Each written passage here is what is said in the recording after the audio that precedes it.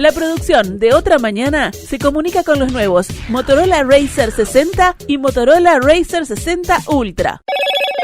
Hello, Moto. Al completarse ayer los primeros 100 días del nuevo gobierno, el Poder Ejecutivo difundió un documento donde detalla 46 medidas que se tomaron, y el título de ese documento es Gobernamos, Avanzamos y Transformamos. Y así el gobierno de Yamandu Orsi, con este documento y una entrevista que le brindó a los colegas de El Observador, hace un balance de lo que han sido estas primeras 100 jornadas de su gobierno. El presidente Orsi decía estas palabras el día que asumió la presidencia en el Palacio Legislativo. Hoy hice un juramento que prometo honrar con dedicación, con escucha atenta, con fervor y con trabajo incansable. Ese es el compromiso que asumo y que extiendo a cada una de las personas que me acompañarán en este desafío. No seré vacilante ni indiferente. Para algunas causas no hay tiempo que perder y las he colocado entre mis prioridades de gobierno. Es tiempo de abrir las puertas a la esperanza con la convicción inquebrantable de un país que sabe cuál es su rumbo, con el legado de los que lucharon y nunca bajaron los brazos. Hoy avanzamos con la fuerza del presente y con la mirada en el futuro. Desde la oposición se dice que el gobierno no tiene rumbo y que han pasado los primeros 100 días de escándalo en escándalo. Sin rumbo, pero con excusas. Porque primero era aquello de las bombas que explotaban. Ayer dijo la vicepresidenta que había incendios que resolver. Pero en definitiva hemos pasado 100 días de escandalete en escandalete autoinfligido por el propio gobierno. Renuncia de la ministra de Vivienda, renuncia de la vicepresidenta del puerto, colonización, OPP, la circunstancia que está viendo el ministro Done, que cada vez está más solo, la interna precoz que ya se empieza a ver en la torre ejecutiva, el campo de colonización, en fin. No son problemas que haya superpuesto la oposición, se los infligió el propio gobierno. Entonces creo que lo que falta es rumbo y liderazgo. Es como aquella película, ¿no? ¿Y dónde está el piloto? Es cierto que en estos primeros 100 días de gobierno hubo que resolver varios temas. Uno es el caso de la ministra Cairo, luego el caso del director de OPP, Rodrigo Arim, también el caso de la vicepresidenta de la ANP y más recientemente lo que ocurrió en colonización. Pero también es cierto que el gobierno envió varios proyectos de ley al Parlamento y se está encargando ahora del salvataje de la caja de profesionales, y tiempo atrás lo hizo con respecto a el Casmo. Entonces, ¿cómo se valoran estos primeros 100 días del gobierno? ¿Comunica bien o comunica mal el gobierno lo que hace? ¿El Parlamento está funcionando debidamente? ¿Es iniciativa del gobierno los proyectos que están hoy en discusión? Vamos a conversar de esto en los próximos minutos con Mariana Pomies, la directora ejecutiva de la consultora Cifra. Francisco Morales, Otra Mañana. Mariana, ¿cómo estás? Buenos días, gracias por atendernos. Por favor, un gusto, Francisco, buen día. No podemos despegarnos de vos, Mariana, cada tanto buscamos la excusa de seguir teniendo Qué en el bueno programa. que me extrañen, a mí me encanta. Mariana, tomo la crónica hoy de La Diaria, que dice: Gobierno comunica 46 medidas a 100 días de mandato y en medio de evaluaciones que lo definen como prudente, cauteloso o sin rumbo. ¿Qué palabras o qué conceptos utilizarías vos para describir estos primeros 100 días del gobierno?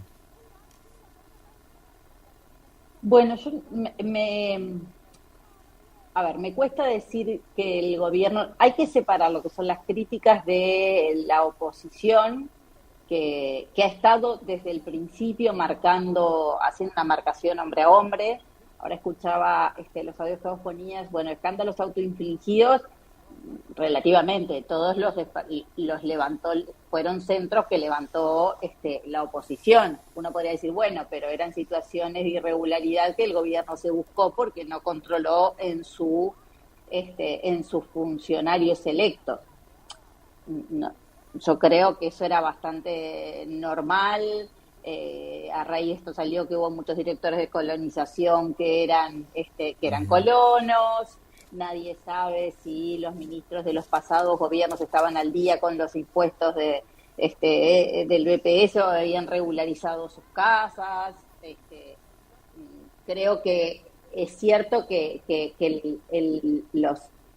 los errores o las no son delitos, que las faltas estaban en esas personas, pero bueno, alguien tuvo que salir a buscar el currículum o el prontuario de cada uno y ponerlo arriba de la mesa. Entonces no es que el propio gobierno fue el que se los autoinfligió, ¿no? Entonces ahí hay como una trampita que me parece importante señalar. Es cierto que desde que el gobierno empezó, esa marcación ha encontrado puntos débiles y los explotó. En algunos el gobierno reaccionó bastante rápido en resolverlo, porque bueno, yo me acuerdo cuando pasó lo de la anterior ministra de Vivienda, fueron 4 o 5 días entre que salió y renunció. Tampoco es tanto, es verdad, capaz que habría que haberle pedido el primer día, en plena Semana Santa además, ¿no? O sea, yo creo que tal vez lo del director del Instituto de Colonización se demoró un poco más. Yo creo que después de que el presidente dijo debería renunciar, es lo que debería haber pasado, ¿no?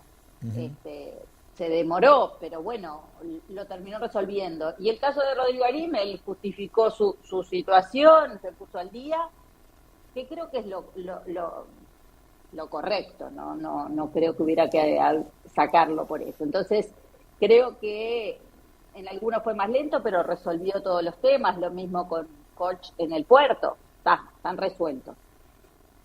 Eso ocupó mucho del espacio y de las energías de algunos miembros del gobierno que le quitó a gobernar. Y sí, si uno tiene que estar apagando incendios y resolver, obviamente no puede dedicarse a todo.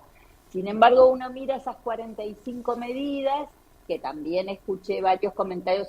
Yo no puedo verificar si efectivamente son promesas, son cosas encaminadas o están resueltas, ¿no? Uno debería ir un checklist de las 45. Algunos ya de la oposición ya salieron a decir que algunas de esas no están todavía implementadas, y son expresión de deseo, y otras sí. Pero por otro lado uno ve un parlamento que ha estado activo, que ha tenido que resolver cosas graves como lo del CASMU, como que las comisiones han funcionado. Hemos visto ministros que han tenido que ir a las comisiones, incluso hubo algún llamado a sala de algunos. Todo ha sido fruto de escándalos. Se nombraron nuevos embajadores y también hubo lío con los nuevos embajadores. Es como que es difícil también hacer. Es cierto que es el rol de la oposición, pero a veces en algunas cosas parecería como que es demasiado, ¿no?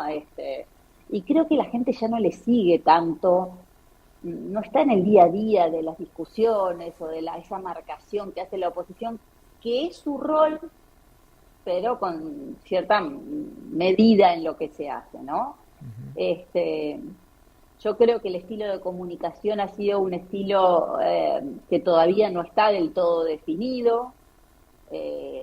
Han ido ensayando como distintas estrategias, y lo que está claro es que Orsi desde el principio dijo que él no iba a ser el que hiciera todos los anuncios y que iba a dejar en manos de otros actores eso. Bueno, y hemos visto algunos ministros que han salido. Yo no lo veo tan solo a Odone, pero ha estado moviéndose y en varios temas. Creo que es interesante lo que ha ido a hacer a la frontera, porque es cierto que ahí son vidas y familias de personas que están afectadas por el tipo de cambio. Sabemos que somos un país muy dependiente de los movimientos de nuestros vecinos. Claro. Entonces creo que eso ha estado interesante. El gobierno volviendo atrás en algunos decretos en el tema del tabaco, me parece también, más allá de que uno pueda estar de acuerdo o no, creo que ha sido medidas interesantes que tienen un impacto en distintas áreas, ¿no? Creo que hay áreas donde se están haciendo cosas y tal vez ahí los ministros deberían ser un poco más activos en la comunicación de esas cosas, porque estamos acostumbrados a que lo importante es hacer. Bueno, en este momento de nuestra vida social y cultural, el comunicar también es muy importante. Vivimos en un momento donde todo es comunicación, donde todo es, entonces creo que todavía estamos en un aprendizaje y por algo hay expertos que se dedican a eso, que los ministerios han contratado expertos en comunicación y creo que sí, que tienen que ser más activos en desarrollar estrategias de permanente comunicación de lo que se hace. Uh-huh. El otro día te escuché justamente en esto mencionar en el programa En Perspectiva justamente el tema de la comunicación. Voy a profundizar contigo en un minuto más sobre eso, pero hoy al arranque del programa hacía una comparación tal vez, Mariana, que era en el gobierno anterior, al 13º día hubo que cambiar completamente los papeles porque llegó una pandemia y había que comunicar esa pandemia, tomar medidas y demás.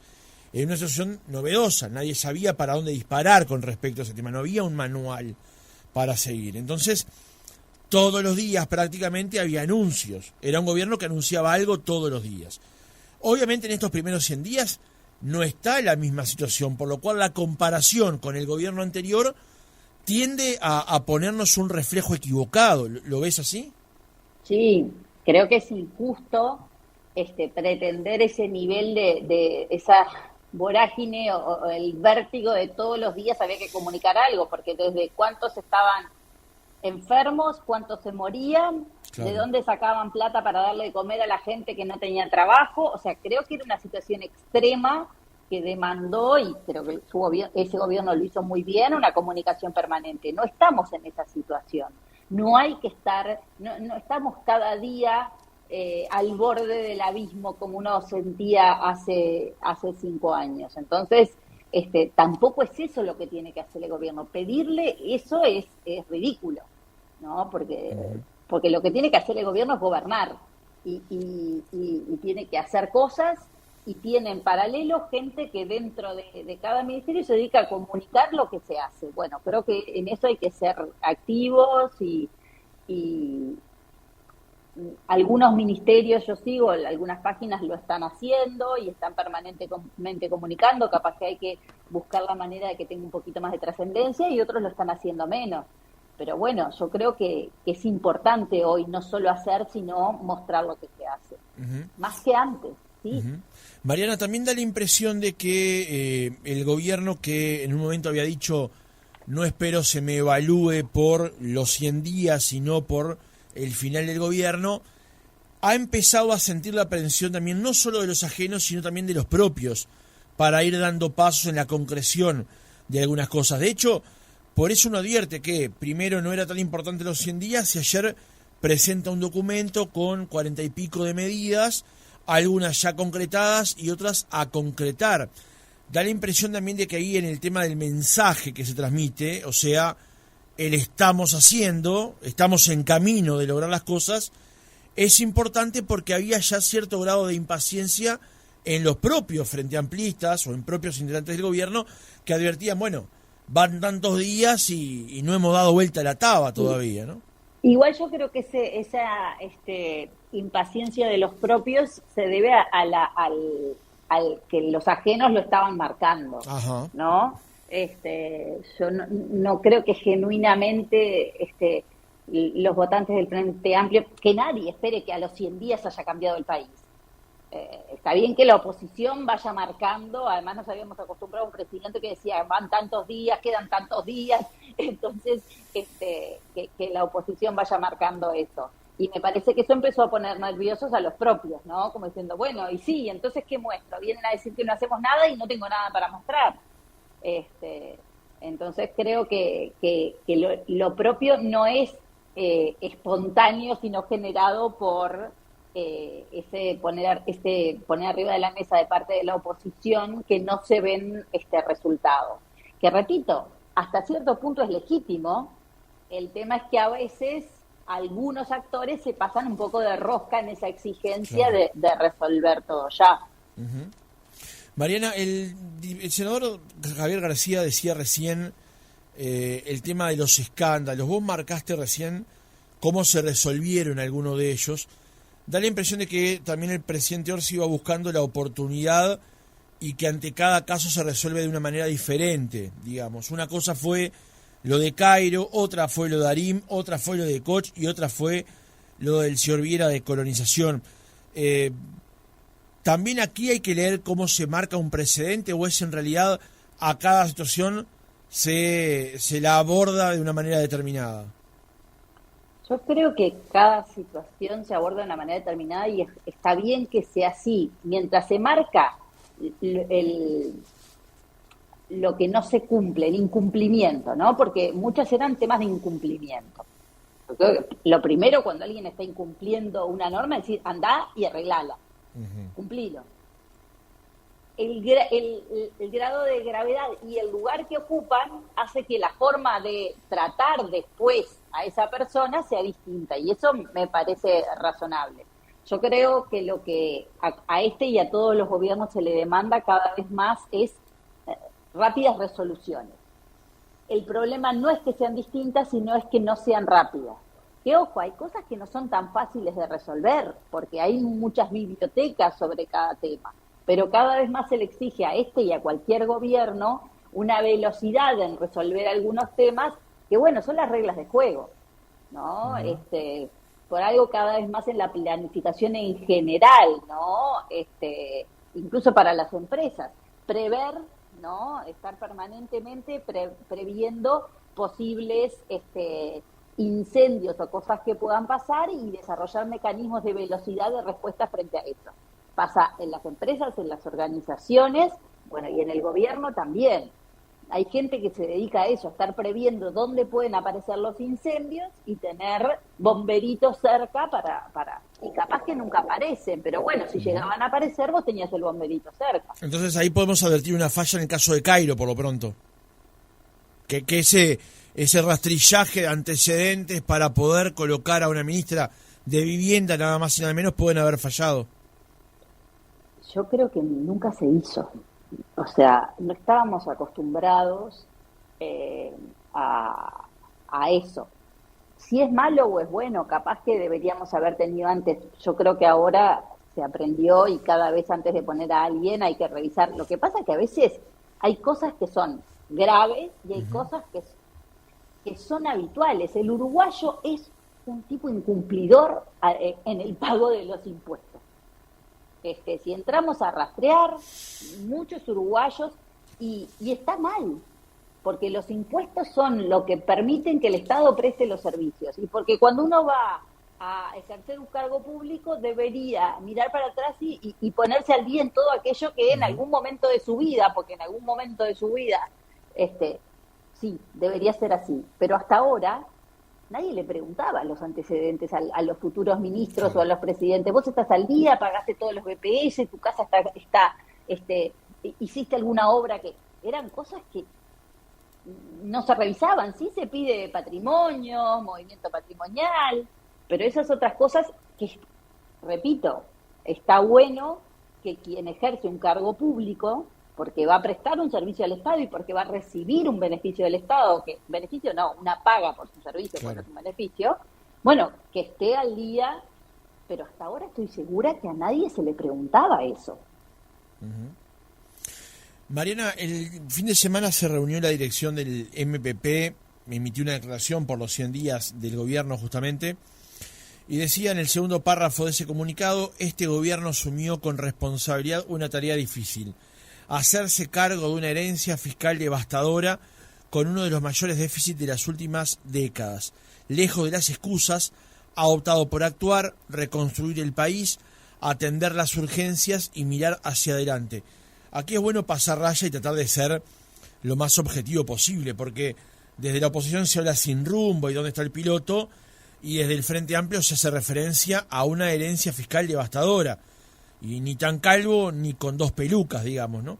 La herencia fiscal no es devastadora, pero da la impresión de que el Frente Amplio, o por lo pronto el MPP, la utiliza como una excusa o una razón para señalar que durante estos primeros 100 días el gobierno tuvo que acometer estas situaciones en pos de que la situación heredada del gobierno anterior no era como el anterior gobierno lo mencionaba. ¿Qué advertís vos en este caso? Primero es que me suena una película repetida, porque también hace 5 años, hasta que llegó la pandemia, o incluso después, escuchamos al gobierno de coalición quejarse de la situación que le dejó. Parece que está de moda que todos los que llegan se quejan de lo que dejaron antes. Bueno, yo ahí veo 2 errores. Primero, no se había estudiado bien la situación. Uno puede decir, bueno, no tenía toda la información.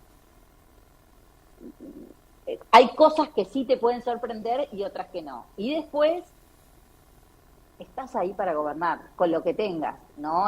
Yo creo que una cosa es informar lo que uno encuentra, otra cosa es usarlo como excusa, no vale. Aunque lo sea, no vale. O sea, porque vos estás ahí para gobernar y lo que tenés que hacer es con eso hacerte cargo. Uno puede explicar el escenario con el que está actuando, pero rápidamente tener medidas alternativas. Con esto voy a hacer esto. Uh-huh. Tal vez sí, algunas de las cosas que se quería hacer no se pueden hacer, pero hay otras que sí. Entonces, solo quedarse en las excusas de por qué no se hace, cuando es cierto que te cambia, no es lo mismo si vos pensás que tenés 100 y llegás y tenés 50, bueno, ¿qué hago con 50? Entonces, lo primero que voy a comunicar es lo que voy a hacer con 50. Y después te explico por qué no hice lo que tenía que hacer con 100. Pero solo quedarse con excusas no es una buena señal. Uh-huh. Mariana, ¿cómo ves el elenco ministerial y cómo ha acompañado la gestión del presidente en estos primeros 100 días? Sacando obviamente la excepción del caso de Cecilia Cairo, que abandonó el cargo a pocos días de asumir, digamos. ¿Cómo lo ves? ¿Crees que funciona acorde? ¿Crees que hay algo que desentona? No, yo creo que por lo menos los que se han visto sobre la mesa, incluso el propio Ministerio de Vivienda. Yo sigo todas las páginas de los ministerios y se ve a una ministra muy activa visitando y llevando al interior un montón de programas y acciones. A un Odone también muy activo, ha sido el que le ha tocado apagar algunos incendios y mirar con preocupación la resolución de la caja de profesionales, porque eso nos va a terminar afectando a todos. Hay ministerios que se ven más que otros porque la gente está más pendiente o se luce más, y hay otros que si no hay ningún problema o ningún cambio, ¿cómo está actuando el Ministerio de Trabajo? Bueno, si bien hemos tenido algunos conflictos, uno no ve, eso quiere decir que yo no lo vea, quiere decir que nadie está haciendo nada, no. Claro. Deben estar haciendo cosas. Capaz que deberían ser un poco más activos en comunicar qué, porque justamente hoy la gente es pasiva esperando que me informen y que me cuenten. Pero que yo no lo vea no quiere decir que no estén haciendo nada, ¿no? Yo creo que es acorde a lo esperable y no hay ningún ministro, salvo lo que pasó con Cairo, como tú bien señalaste, que esté generando algún problema. Incluso, bueno, ha estado en estos últimos tiempos más Lubetkin. Estamos en un mundo convulsionado por guerras y eventos y el ministro de Relaciones Exteriores ha estado un poco más también arriba de la mesa que otros, pero yo creo que ha tenido un desempeño razonable, más allá de las discrepancias o acuerdos que uno puede tener con determinadas. No veo ministerios que estén quedándose atrás. Sí veo que no sabemos qué están haciendo, pero porque yo no sepa, no voy a pensar que no están haciendo nada. Uh-huh. Me quiero detener en el tema de la comunicación, Mariana, que como decía, lo manejaste en este reportaje y también lo manejaste el miércoles en Perspectiva. ¿Cómo crees que está comunicando el gobierno por eso de que somos pasivos a la hora de recibir la información y la eventual gestión? Porque, y ahí sí me permito opinar, hay ministerios que comunican de una manera y hay ministerios que comunican de otra. Pero el balance en general que hago yo, por lo pronto, de la comunicación del gobierno, es que hasta ahora es deficiente, de deficiente para abajo. ¿Cómo lo evalúas vos? Bueno, yo no soy experta en comunicación, yo recojo la opinión pública y veo lo que le llega, ¿no? Yo creo que el desafío de llevar adelante la comunicación de un gobierno tiene que contemplar el estilo del presidente, que es el estilo propio, y creo que es un error querer cambiarlo, porque cuando uno intenta cambiar a alguien es cuando ese alguien falla, ¿no? Con lo que se espera de una comunicación presidencial. No siempre el presidente, y vamos atrás, teníamos un Mujica que era muy irreverente y que tenía un estilo, yo me acuerdo haber trabajado investigando la campaña previa a Mujica, que la gente decía, no podemos tener un presidente tan desprolijo. La gente lo votó, era un tipo desprolijo en su aspecto personal y en su modo de comunicación, pero se volvió un ídolo mundial. Uh-huh. Entonces, que a mí capaz que me parezca desprolijo no quiere decir que no logre el impacto que se buscaba, ¿no? Entonces yo creo que el estilo de comunicación de Orsi se venía cuestionando desde antes en la campaña, ¿no? Uh-huh. Y fue muy cuestionado y el tipo ganó. Entonces uno dice, bueno, a ver, tan malo no era, ¿no? Entonces yo creo que con eso también desde el gobierno se confiaron en el buen sentido, dijeron, bueno, si llegó hasta acá con todas las críticas sobre su estilo, dejémoslo en su estilo. Y yo creo que el problema no es el estilo personal del presidente, porque eso es lo que es y la gente lo votó, y creo que es su principal capital. Hoy es el tipo más el político más popular. Entonces no vamos a cambiarle su modo, no lo corrijamos. Ahí lo que tiene que haber es del resto de la estrategia de comunicación complementar o suplir lo que el presidente no tiene. Está claro que es un tipo muy llano, muy cercano, no es de grandes discursos ni de análisis complejos, es muy simple en su modo de comunicar y eso a la gente le gusta y le llega, pero bueno, entonces él comunica bien a la gente común. Lo que se necesita es otra cosa que complemente el estilo presidencial. Y ahí uno podría decir que está la falla. Yo no creo que la falla esté en Orsi, ¿no? Porque él llegó ahí, podrá gustarme o no gustarme. No es lo mismo ser presidente que no ser presidente. No es decir, bueno, ya como presidente podés ponerte un poco... Sí, pero ojo con querer salir de lo que uno es, porque ahí es cuando mete la pata. También es cierto que al principio estuvo mucho más expuesto, y quien está muy expuesto mete la pata, pero creo que el problema no estuvo tanto en él, sino a veces en el propio Frente Amplio que salió en algunas cosas a desmentirlo. Cuando él dijo, el presidente de colonización debería renunciar, el presidente dice que renuncia.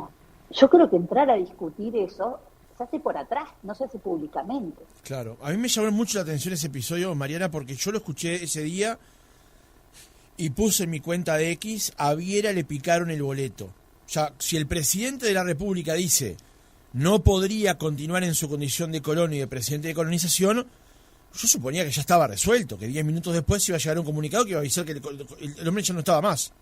Y yo creo que toda la discusión interna se tiene que dar para adentro. Y ya está, y llegar a un acuerdo. Y si no se va a hacer lo que dijo el presidente, tiene que estar muy justificado, ¿no? Porque el presidente es el presidente, no es ningún tonto, ¿no? Y si él piensa eso y lo expresa, bueno, yo creo que ahí... Pero este ha sido un problema siempre del Frente Amplio. El Frente Amplio ha tenido su oposición más fuerte en los 3 periodos de gobierno en la interna del Frente Amplio. Claro. Entonces yo creo que algo aprendió, pero no del todo. Tienen que resolver los problemas internos para adentro y no tener ese tipo de cuestiones. Lo mismo con las embajadoras electas por el Ministerio de Relaciones Exteriores. Si a alguien no le gustan, que vaya y hablen con Lubetkin, pero no es el frente el que tiene que poner arriba de la mesa los problemas del gobierno. Es cierto que el partido es distinto que el gobierno, pero esto no es el partido, ni siquiera era el presidente del Frente Amplio, es gente que está o sea, me parece que ahí ha habido algunas desinteligencias que hay que resolver. No quiere decir que lo que diga Orsi es palabra santa, quiere decir que lo que diga Orsi lo dijo el presidente. Entonces, si vamos a llevarle la contra o no, hay que resolverlo estratégicamente. Claro. Mariana, te apunto una cuestión más con respecto al tema de la comunicación, porque fue un episodio un poco particular cuando se anunció el cierre de la Biblioteca Nacional, el mismo Día Nacional del Libro, donde se anuncia el cierre de la biblioteca en el momento en el que la biblioteca es homenajeada, digamos. ese mismo día, un par de días después, entrevistamos aquí al senador Felipe Carballo, de Compromiso Frente Amplista, y ese mismo día nuestro operador Jorge Pitaluga me hizo el mismo comentario. ¿Por qué no fue una cámara de presidencia y de comunicación para mostrar efectivamente qué es lo que pasaba en la Biblioteca Nacional, donde estaba todo tirado y las estanterías rotas y las ratas comiéndose los libros, y uno podría advertir con más facilidad por qué se tomaba la determinación de cerrar la biblioteca el mismo día del libro? Ahora, eso no se hizo y hoy estamos expectantes a ver qué es lo que va a pasar con la biblioteca. A ver, ese es un claro ejemplo de una decisión no pensada estratégicamente y globalmente. Si yo hubiera sido uno puede decir con el diario del lunes, pero la verdad que cerrar la Biblioteca Nacional el día de hoy no está bueno. Sin embargo, si ese día invita a toda la prensa y les muestra lo que es la Biblioteca Nacional, a los 2 días la gente está pidiendo, por favor, ciérrenla y hagan algo. Entonces, yo creo que ahí hubo una desinteligencia, que la situación era dramática y probablemente hubiera que cerrarla por un tiempo para resolverla, porque no se puede resolver con gente, con usuarios adentro, te lo llevo. Pero ese día yo hubiera aprovechado justamente en el mundo de la comunicación hacer un tour por la biblioteca y seguro... El problema de la Biblioteca Nacional no es nuevo. No, claro. Yo fui usuaria como estudiante, yo iba a estudiar a la Biblioteca Nacional y ya sabía de antes todas esas carencias y espacios inundados y libros deshechos por toda la biblioteca. Hace muchísimo tiempo que está. Pero yo creo que mostrarlo en el mundo de hoy es lo que termina haciendo que las cosas caigan de madura. Entonces yo creo que si ese día hubieran hecho un tour, tal cual como te dijo, y yo ya lo dije, o sea, lo he dicho en estos días, si hubieran hecho un tour ese día por la Biblioteca Nacional, a los 2 días la gente estaba pidiendo el cierre y no hubiera tenido ese impacto y ese enojo que no se entendió. Incluso ahora, hasta que no te lo muestren, las cosas nos entran por los ojos. Claro. Muestren el agua en el piso y las hojas flotando que hay en algún lado. La gente dice, Salvemos a la biblioteca. Obvio, están pidiendo por favor, están juntando fondos y pidiendo que la cierren mientras la arreglamos. Claro. Mariana, acercándonos al final, el diputado Pablo Abdala del Partido Nacional, en esta nota de La Diaria que citaba más temprano, dijo que el gobierno no nutre la agenda legislativa. Obviamente, la agenda legislativa del primer año está marcada indudablemente por la discusión del presupuesto que todavía no vino. Hay como una especie de matiné con la discusión de la rendición de cuentas que se va a dar ahora, pero ya advertimos en la ley de salvataje de la caja bancaria que de diputados salió sin acuerdo en el modo de financiamiento.